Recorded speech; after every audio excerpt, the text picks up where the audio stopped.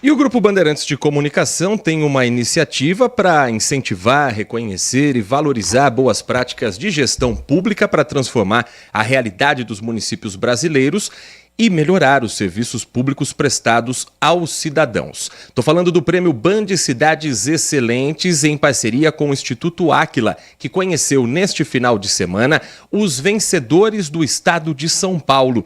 O Sandro Barbosa acompanhou a premiação e traz mais detalhes sobre o critério do que é analisado para a entrega desse prêmio.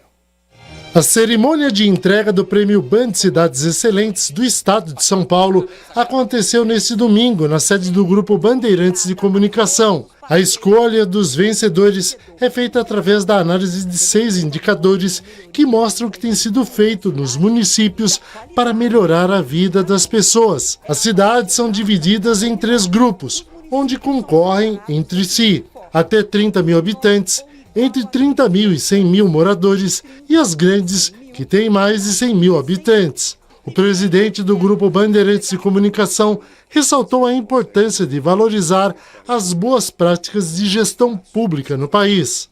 Num cenário onde a economia começa a dar sinais de esfriamento, e é quando você começa a ver o prefeito não conseguir dormir e tendo que se inventar e ver como que ele sai dessa. Então este prêmio é exatamente para homenagear e a gente aplaudir de pé os nossos melhores gestores.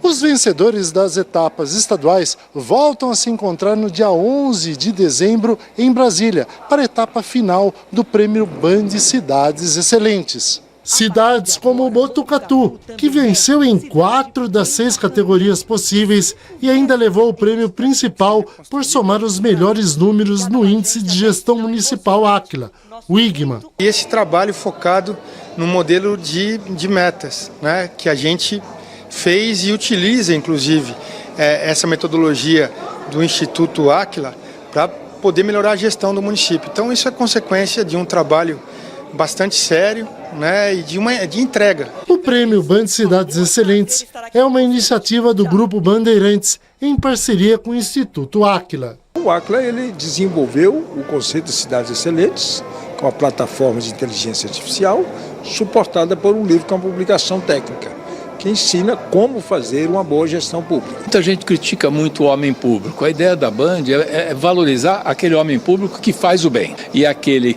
que não só planeja e cria projetos, como implementa e melhora a vida das pessoas que vivem nas cidades.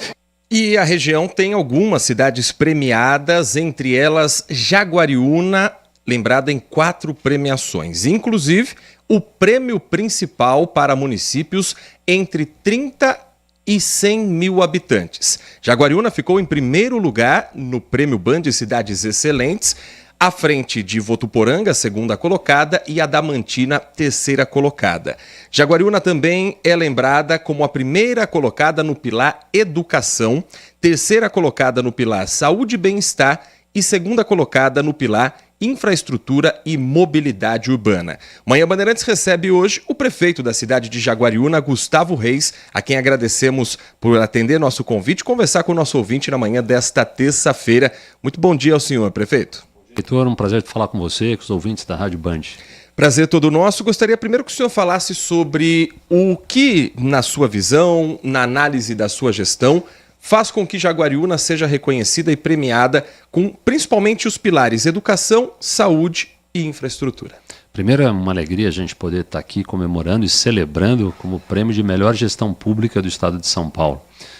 Como foi dito pelo próprio presidente Johnny Saad, os prefeitos estão tendo que se reinventar em função da queda brusca que nós tivemos de arrecadação. Só para você ter uma ideia, esse ano nós tivemos uma receita 100 milhões menor daquilo que havia sido previsto no nosso orçamento. Portanto, todo o planejamento foi necessário para que a gente fizesse um diagnóstico profundo das nossas ações. Então foram 3 etapas. Primeiro, um diagnóstico da nossa situação. Depois foi feito um planejamento. E depois foi feita a ação. Em cima disso, e o prêmio foi lastreado em cima de indicadores do Tribunal de Contas do Estado, para que a gente tivesse a nossa responsabilidade sem deixar aquilo que é mais importante, a qualidade de vida da população. Esse prêmio maior de melhor eficiência na gestão pública municipal tem sempre um trabalho feito em equipe, mas baseado em cima das metas e em cima dos índices que são elencados pelo Tribunal de Contas e que são modelados pelo Instituto Áquila. No prêmio Educação, Jaguariúna já é um destaque pelo próprio IDEB, que é o Índice de Desenvolvimento do Ensino Básico. No Fundamental 1 e 2, Jaguariúna já tem a melhor educação e as melhores notas da região metropolitana de Campinas. E hoje a gente ganha esse prêmio da Band como o melhor do estado. Por isso, a gente tem a celebrar isso com toda a nossa equipe da Secretaria de Educação, a nossa secretária Cristina Catão, as nossas diretoras, os nossos professores, todo o nosso corpo de funcionários da Secretaria de Educação, porque é um prêmio maior em função daquilo que é mais importante dentro da administração pública, que é o tripé: saúde de qualidade, educação eficiente e uma segurança pública também eficiente. Então, nós ganhamos esse prêmio de educação, também simboliza que nós estamos no caminho certo. Na saúde pública também nós ficamos entre os 3 melhores do estado. É um motivo também de que a gente tem que celebrar com a secretária Maria do Carmo e com toda a equipe, porque a Jaguariúna, na saúde pública, a gente fez investimentos muito fortes em equipamentos de tomografia, de mamografia, de ressonância magnética. Os exames de imagem, as pessoas não precisam viajar mais como viajavam antes, ficar na fila esperando semanas, meses ou às vezes anos para poder fazer um exame e fazer um diagnóstico. Então, em Jaguariúna, nós conseguimos fazer isso e temos uma saúde de excelência. E na infraestrutura também, nós ficamos em segundo lugar no estado de São Paulo, pelos investimentos que são feitos através desse planejamento. Quer dizer, esse contexto de a gente conseguir esses 4 prêmios de melhor do estado no prêmio Band Cidades Excelentes é uma celebração e um resultado daquele trabalho que a gente está fazendo. Só tenho a cumprimentar todo o grupo Band por estar incentivando as boas políticas públicas, as boas práticas. Isso serve muito de incentivo para nós, prefeitos, que sofremos muitas críticas, mas quando a gente tem um reconhecimento do nosso trabalho, serve de motivação para a gente continuar trabalhando, continuar desenvolvendo, e as pessoas precisam muito disso para a gente poder avançar. Então, agora é a gente caminhar para a etapa nacional e poder aí disputar no Brasil todo o que a gente já ganhou em São Paulo. Tiago Prudente, conosco no estúdio da Rádio Bandeirantes Campinas, o prefeito de Jaguariúna, Gustavo Reis, cidade vencedora do prêmio principal Cidade Excelente do prêmio Band Cidades Excelentes. Entre 30 e 100 mil habitantes, Jaguariúna foi eleita a melhor do estado de São Paulo. Tiago. Bom dia, prefeito. Muito obrigado pela presença aqui no Manhã Bandeirantes. Eu fiquei com uma curiosidade. O senhor falou na queda de arrecadação de 100 milhões, é isso? Na ordem de 100 milhões. Vocês detectaram de onde veio essa queda de arrecadação? De por que ela aconteceu de maneira tão forte? E eu queria que o prefeito explicasse como isso acaba impactando essa queda de arrecadação para a execução do orçamento e principalmente em serviços essenciais.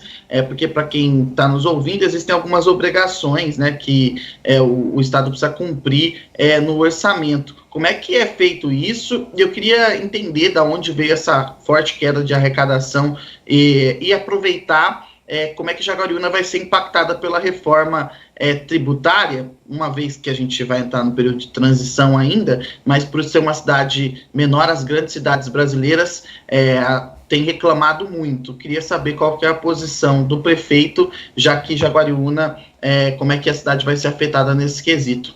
Tiago, bom dia, é um prazer falar com você. Nós tivemos no nosso orçamento que foi feito no ano de 22 para 23, a previsão orçamentária. E dentro dessa previsão orçamentária, nós tivemos uma frustração de arrecadação de ICMS na casa dos 100 milhões de reais. O governo federal está arrecadando menos. O governo federal arrecadando menos, ele repassa menos para o Estado, que acaba repassando menos para o município. Jaguariúna tem uma forte arrecadação de ICMS. Eu estive falando com o governador Tarcísio, inclusive tive ontem com ele num jantar em São Paulo, mas desde o começo do ano eu venho falando com o governador como presidente da região metropolitana de Campinas sobre o trem intercidades, que ontem o governador falou que sai no dia 19 de fevereiro, já sai o resultado desse trem intercidades. Falei com ele muito sobre o trem, sobre o hospital metropolitano, que é uma outra demanda, desde a época de 80 não se constrói um novo leito de hospital aqui na nossa região. E eu disse para ele também da nossa queda de arrecadação no município de Jaguariúna. E ele disse: Gustavo, nós estamos arrecadando 1 bilhão a menos no estado de São Paulo. Portanto, do bolo tributário que o governo do estado de São Paulo tem na arrecadação de ICMS, ele repassa um percentual que é uma fatia do bolo para cada município. Jaguariúna tinha isso muito forte, tem isso muito forte, mas a nossa arrecadação foi frustrada nesse ano de 100 milhões de reais. E aí, respondendo a sua pergunta, como é que a gente faz para manter aquilo que são as nossas obrigações e os indicadores do Tribunal de Contas do Estado e as nossas responsabilidades perante a população? Bom, eu tenho que investir 25% na educação, estamos fazendo isso. Tem que investir um mínimo de 15% na saúde pública. Estamos fazendo mais do que isso. Investimos quase que 30% na saúde pública. Mas falta dinheiro para investimento. Portanto, eu estou mantendo os serviços essenciais, que é a educação, de saúde pública, mas com essa frustração de receita, eu não tenho recurso para novos investimentos. Aí a única alternativa é a gente ir para financiamentos, para a gente poder avançar em alguns outros temas que são importantes no nosso município. Mas essa queda de arrecadação afeta diretamente a cidade de Jaguariúna. Mas nós havíamos feito um caixa no ano passado, que nós estamos conseguindo suprir muito disso, queimando um pouco daquilo que eu tinha feito, uma economia do ano de 21 para 22. Então me sobrou em 22 um recurso e que eu estou utilizando todo ele para poder compensar essa frustração de R$1 bilhão de arrecadação do estado de São Paulo, que reflete diretamente em Jaguariúna, principalmente por ser uma cidade muito produtora.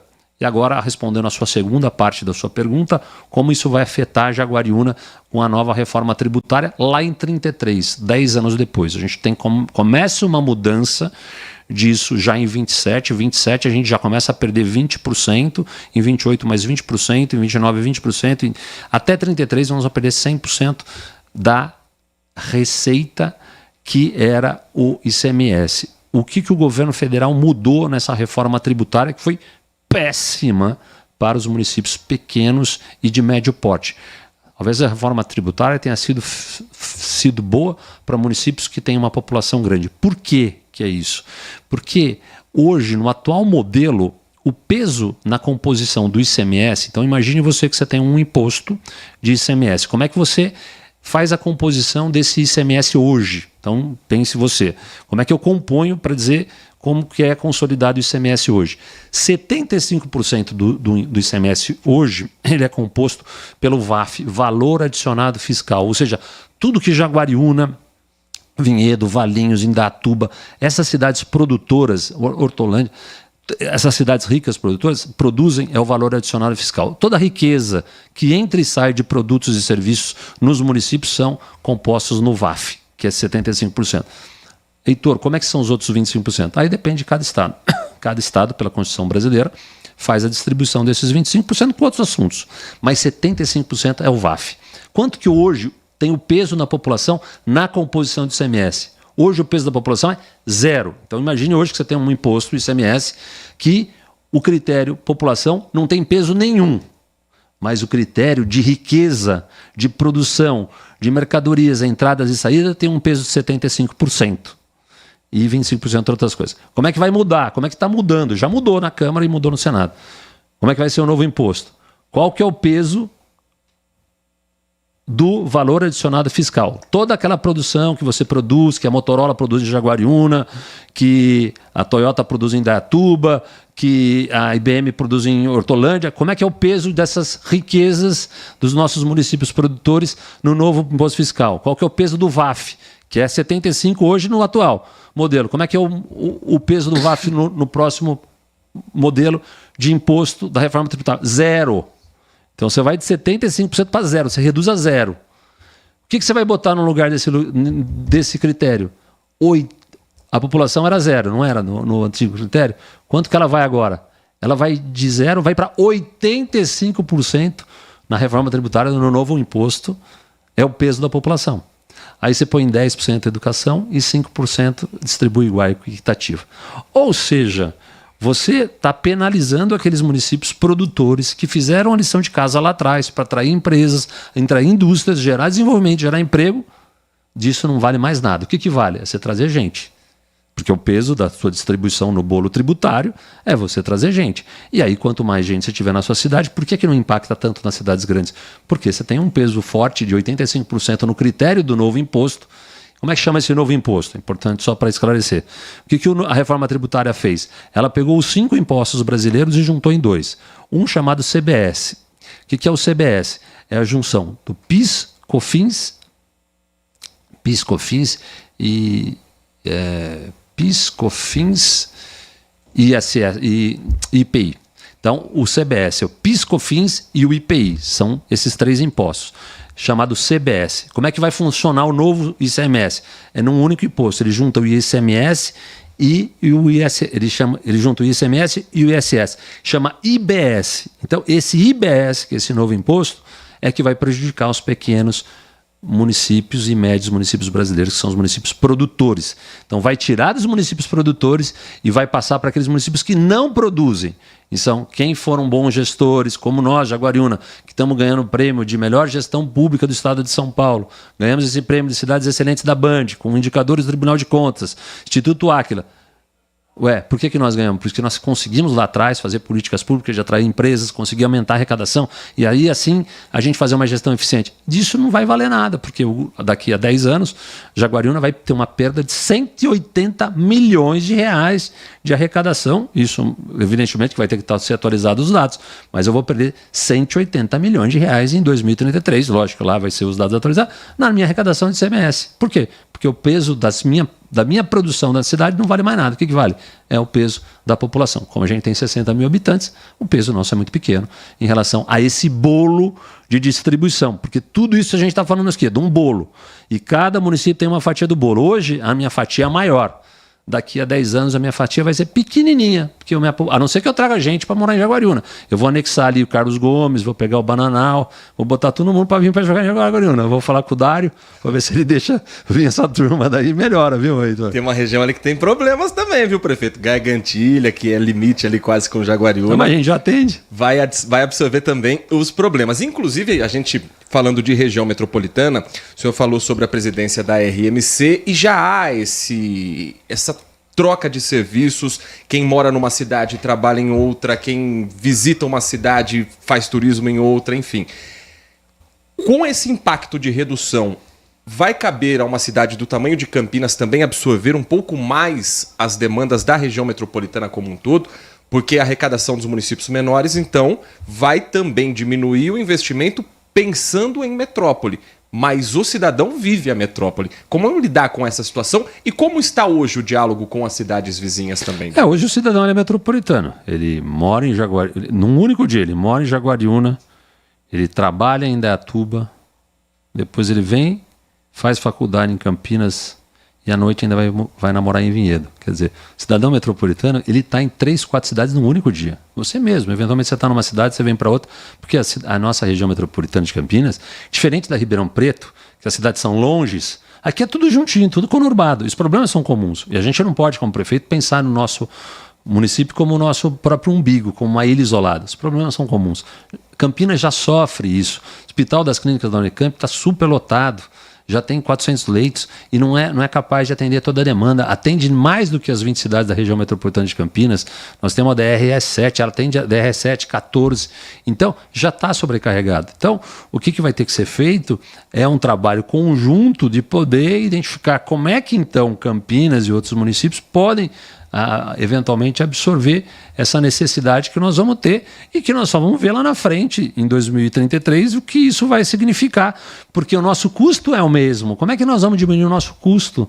Mas a receita vai diminuir. Então tem que ser um planejamento.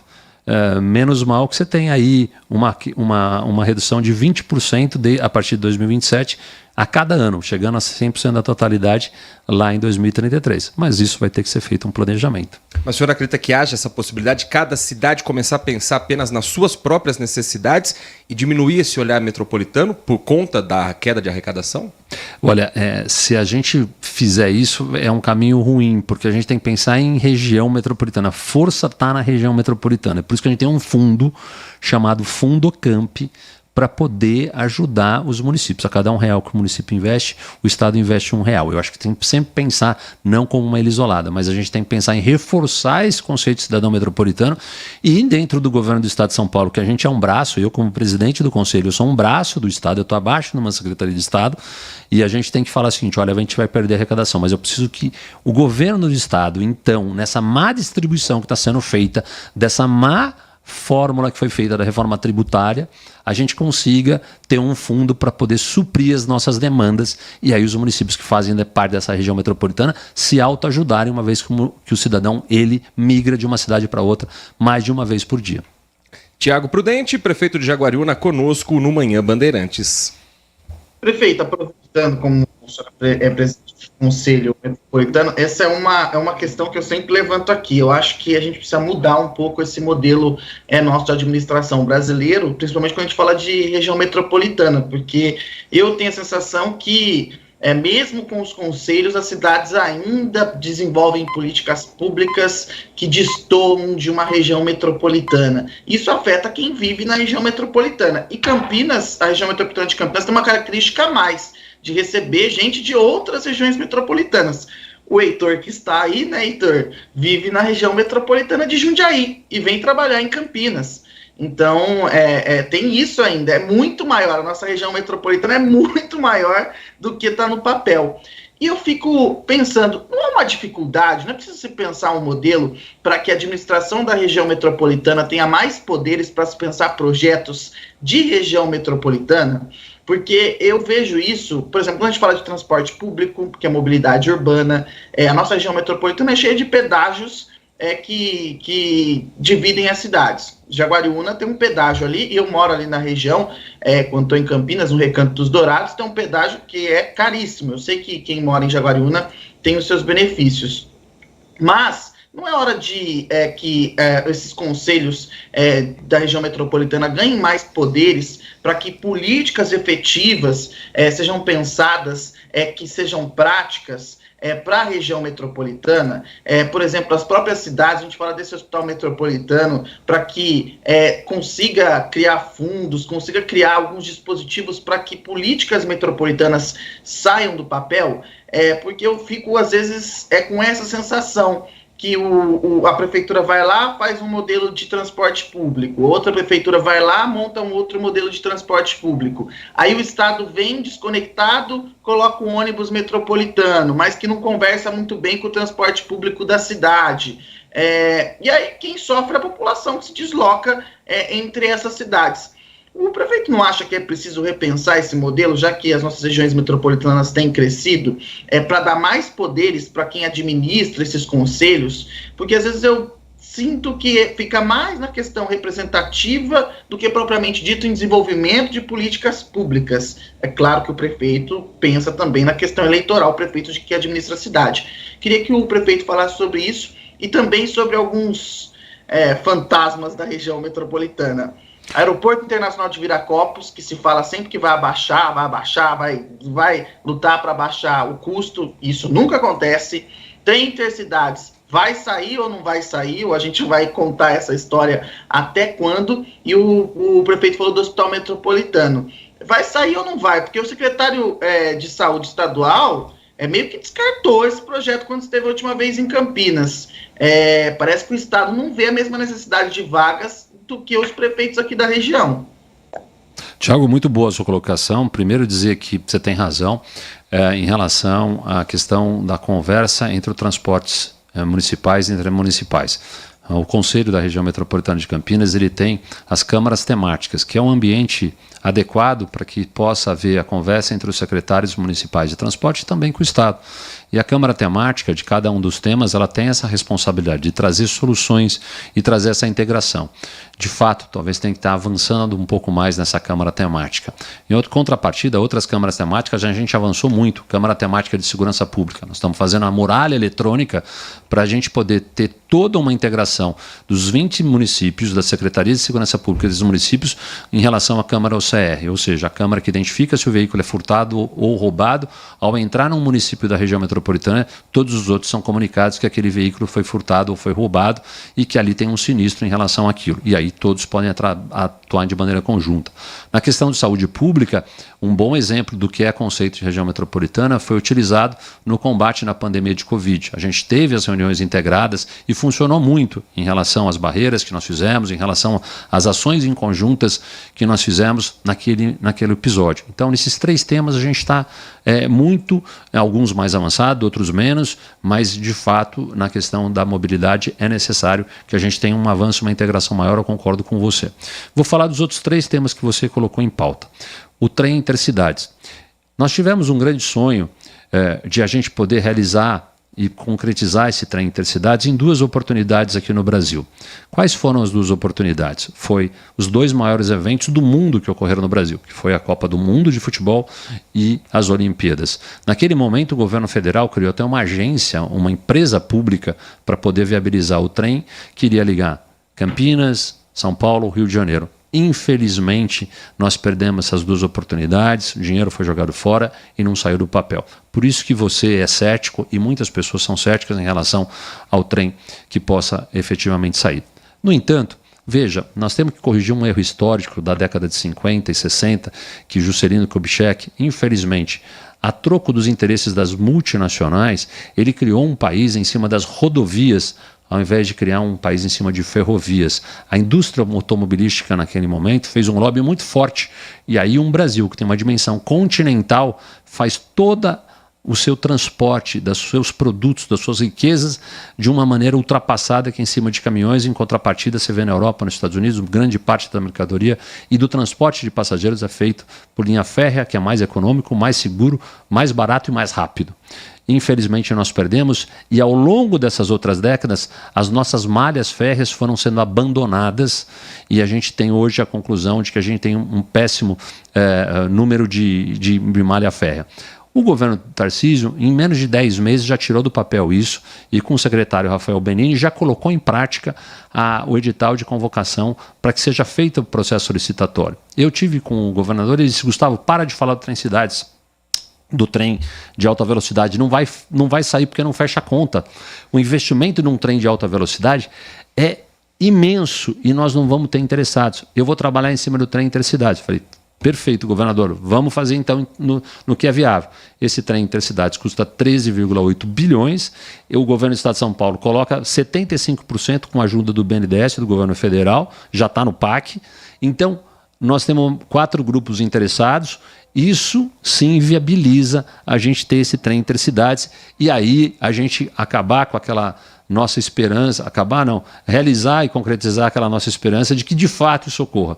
Como ele vem de um ministro de infraestrutura e é um cara que já efetivamente já colocou isso em prática, eu acredito que ontem eu falei com ele sobre isso e ele falou isso: olha, Gustavo, 19 de fevereiro nós já vamos ter o edital e vamos ter já a concorrência. Então, eu estou muito animado, eu confio muito no que o governador está dizendo, e o trem intercidades vai sair. Bom, outro assunto que você tocou em relação ao aeroporto de Viracopos. Eu acho um absurdo, primeiro, tentar diminuir o sítio aeroportuário de Viracopos, porque nós já tínhamos a concessão num modelo e, eventualmente, a ANAC estava querendo diminuir, a empresa Aeroportos Viracopos estava lutando para que não diminuísse, tem uma discussão em relação à concessão. Aeroportos Brasil, né?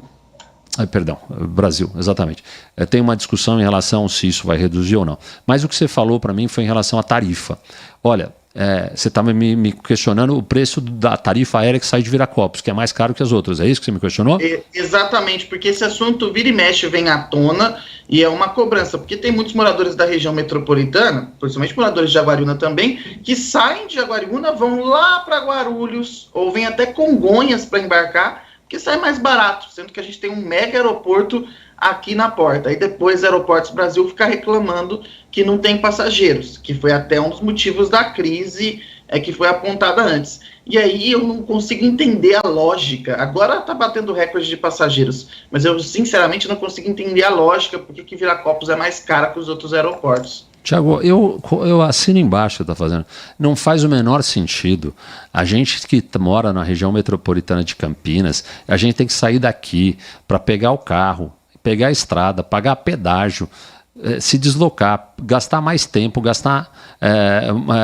ter que se programar para sair antes, mas mesmo assim compensa você pegar o avião, mesmo pagando estacionamento, pegar o avião em Congonhas e pegar o avião em Guarulhos. Compensa, porque Campinas, o nosso aeroporto, a tarifa é 30, 40, 50, às vezes o dobro mais cara. E isso não faz o menor sentido, sendo que a gente tem um equipamento tão bom, que é um aeroporto com dimensões internacionais aqui, e a gente tem que pagar uma tarifa a maior. Eu tive me reunido com os presidentes do Aeroportos Brasil, Aeroportos de Viracopos? Aeroportos Brasil. Aeroportos Brasil. Tive me reunido com o Gustavo, que é meu xará, e com a diretoria. Eles disseram, Gustavo, não tem nada a ver com a gente, porque o que a gente faz da administração nossa aqui é em relação às tarifas do aeroporto. Então a gente vai discutir tarifa do aeroporto. Agora, em relação ao preço da passagem, quem faz isso é a própria companhia aérea. E aí, infelizmente, a gente vê, e eu já tive conversando com o presidente da Azul, com a diretoria da Azul, dizendo, gente, por que vocês... Porque é uma política pública, uma política de preço. Por que eles fazem mais caro aqui? Porque aqui tem mais demanda. Então, como aqui tem mais gente que tá buscando comprar passagem, e eles dominam aqui porque eles têm o hub, eles cobram mais caro. Eu falei, tudo bem que você quer cobrar mais caro, porque você tem a tua lei de mercado, mas vamos abrir espaço para que você tenha outros horários, que você tenha uma tarifa mais econômica, que seja igual a de São Paulo, de Congonhas, que seja igual a de Guarulhos. Por que cobrar sempre mais caro na tarifa? Essa discussão eu tive com eles. E aí eles disseram que iriam estudar a possibilidade de ter horários alternativos, de ter uma tarifa mais baixa. Eu ainda não tive resposta deles. Eu vou esperar, até foi bom você ter provocado, que eu vou até cobrar o resultado para que isso de fato ocorra. Porque não faz o menor sentido a gente ter o aeroporto pertinho de casa, 20, 30, 40 quilômetros, a gente ter que andar 100, 120 quilômetros para ir buscar um outro aeroporto que vai fazer o mesmo trajeto para a gente, para qualquer lugar, e a gente tem que, mesmo assim, a gente fazendo essa distância, que a gente tem que perde tempo, enfrenta o trânsito pesado, paga pedágio, paga gasolina, mas mesmo assim vale a pena. Então, quer dizer, a gente teria que ter aqui em Campinas, no nosso aeroporto, uma tarifa que fosse equivalente à tarifa de Congonhas e de Guarulhos. Por que não fazem? Porque aqui a gente tem uma maior demanda, e além da oferta e da procura. Quando tem maior demanda, eles sobem mais o preço. Mas eles teriam que fazer, e na época, inclusive, eu falei com o Fernando Capês, que era o presidente do PROCON, em relação a isso. Ele fez uma inserção em relação à Azul, para que a gente pudesse ter, mas eu vou retomar isso, porque eu acho que é muito importante a gente ter essa equiparação de preço. E eu não esqueci de falar do último assunto. Posso só para finalizar? Fique à vontade, prefeito. O último assunto que ele me perguntou em relação ao Hospital Metropolitano. Em relação ao Hospital Metropolitano é o seguinte, não dá para a gente ter numa região metropolitana de Campinas 400 leitos. Desde a década de 80, que o Estado de São Paulo não faz investimento em novos leitos de hospital na nossa região. A única exceção é Sumaré. Como é que essa região de Rio Preto, que tem 2 milhões de habitantes, a região metropolitana de Rio Preto tem 800 leitos de hospital no hospital de base lá. E aqui a gente tem 400. Sendo que a nossa população é equivalente à população do Uruguai. Por quê? Porque lá atrás, força política de Rio Preto conseguiu levar 800 leitos do Estado. Falta aqui a gente conseguir ter a força política necessária para a gente ter esse hospital metropolitano. Porque o nosso secretário de Estado, ele vai fazer a regionalização. Então ele vai ver a demanda e ao final do estudo ele vai chegar à conclusão, embora ele está um pouco cético em relação a isso, nosso secretário Eleusis Paiva, que não precisa. Mas ao final ele vai ver que a nossa necessidade do secundário e da autoespecialidade, porque nós temos 3 fases na saúde pública. O primeiro atendimento, que é o primário, que é na UBS, o secundário, que alguns municípios têm no hospital, e o terciário, que é a alta complexidade, que só tem no Hospital das Clínicas da Unicamp, que está super lotado, porque o Hospital das Clínicas da Unicamp é a porta aberta e não tem mais vagas. Algumas especialidades operam com mais de 100% da ocupação, chegando a 200%. Então, há a necessidade. Ao final do estudo da regionalização, a nossa DRE 7, a 14, vai chegar à conclusão que nós precisamos de, sim, novos leitos para alta complexidade, para alta especialidade, para o atendimento terciário. E aí, eu não tenho dúvida que tem que ter um investimento, e não é muito para o Estado, são 400 milhões de investimento.